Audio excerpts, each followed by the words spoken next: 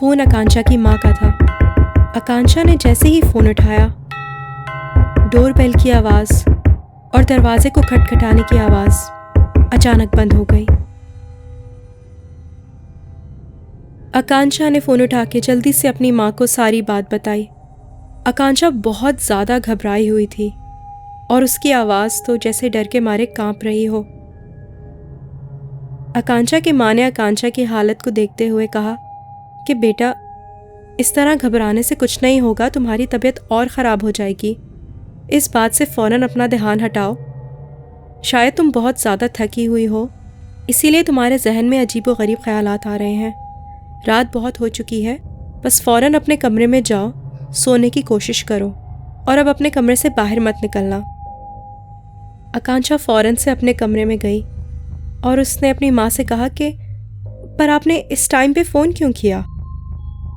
तो माँ ने कहा कि पता नहीं क्यों मेरा दिल घबरा सा रहा था। मुझे ऐसे लगा कि जैसे तुम किसी मुसीबत में हो, इसलिए मैंने तुम्हें फ़ोन कर लिया। सारी रात आकांक्षा की आंखों से नींद गायब थी। बड़ी मुश्किल से आकांक्षा की आंख लगी। अगले दिन सुबह उठकर आकांक्षा ने पहला काम ये किया कि घर के सारे कमरों की खिड़कियां खोल दी और उसके बाद बेफिक्र होकर उसने सारा सामान अनपैक किया और दोपहर तक चीज़ें सेटल करके टीवी देखते हुए सिलाई मशीन पर सिलाई का काम करने लगी। टीवी पर आकांक्षा का फेवरेट शो आ रहा था, जिसे देखने में आकांक्षा इस कदर खो गई थी कि कब टीवी देखते देखते उसकी उंगली सिलाई मशीन में आ गई, उसे पता ही नहीं चला। आकांक्षा के मुंह से चीख निकल गई और वो दौड़ती हुई वॉश बेसिन तक गई। वो अभी वॉश बेसिन में अपनी उंगली धो ही रही थी कि उसे ऐसा महसूस हुआ कि उसके बार बार धोने के बावजूद भी खून उसकी उंगली से साफ नहीं हो रहा है। मानो जैसे पानी तो उसकी उंगली पर पड़ रहा था, मगर उसकी उंगली पे लगा खून पानी से धुल नहीं पा रहा था। आकांक्षा को अपने इस नए घर में अजीबो गरीब चीज़ों का सामना करना पड़ रहा था। 2 बेडरूम के इस फ्लैट में जब से वो आई थी, एक के बाद एक नया हादसा उसके सामने आ रहा था। आकांक्षा ने ज़ोर ज़ोर से अपनी उंगली को रगड़ना शुरू कर दिया कि अचानक उसे फील हुआ कि जैसे उसके पीछे कोई ज़ोर से उसे धक्का देने की कोशिश कर रहा है और उसे वॉश बेसिन के अंदर धकेल रहा है और वो वॉश बेसिन की तरफ झुकती जा रही है।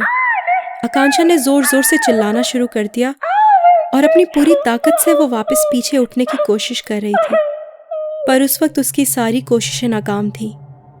बार बार अपने आप को पूरे ज़ोर से पीछे धकेलने के बावजूद भी वो इस कैफियत से निकल नहीं पा रही थी, उस वक्त तक जब तक उसकी पॉकेट में रखा फ़ोन नहीं बजा।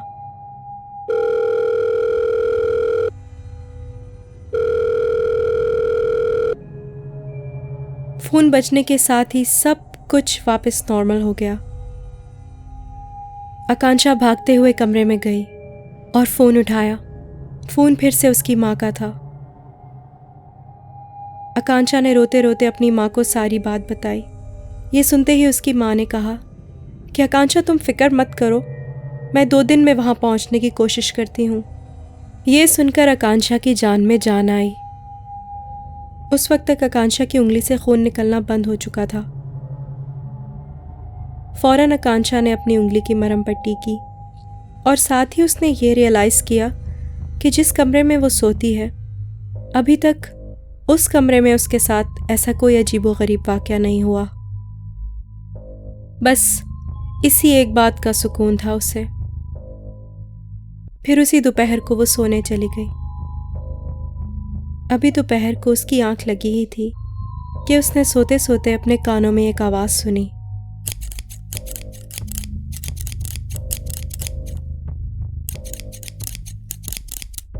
आकांक्षा बहुत नींद में थी।